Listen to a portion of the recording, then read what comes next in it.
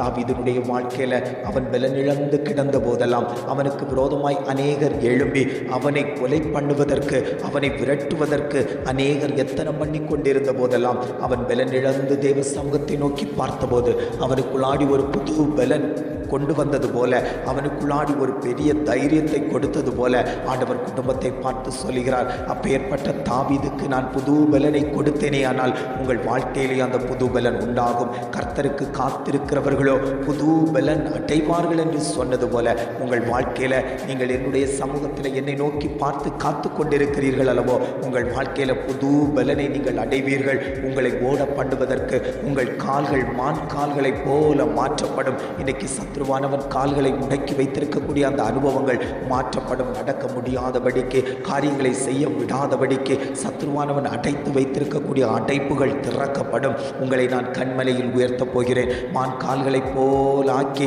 உன்னை உயர்ந்த ஸ்தலத்தில், உயர்ந்த அடைக்கலமான இடத்துல உன்னை உயர்த்துவதற்கு நான் சித்தமுள்ளவராய் இன்றைக்கும் ஜீவனோடு உன் மத்தியில் உலாவிக் கொண்டிருக்கிறேன். அந்த தகப்பன் தான் சொல்லுகிறேன், உனக்கு நான் தேவ பலனை தருவேன். உன் சரீரத்தில் ஒரு புது பலன் உண்டாகும். பலப்படுத்துகிற கிறிஸ்துவினாலே எல்லாவற்றையும் செய்ய பலன் உண்டு என்று சொன்னது போல எல்லா காரியத்தையும் செய்வதற்கு புது பலனை நான் உங்களுக்கு தந்து உங்களை வழிநடத்துவேன் என்று ஆவியானவர் திட்டமும் தீர்மானமுமாய் உங்கள் குடும்பத்தை பார்த்து அவர் பேசிக்கொண்டிருக்கிறார்.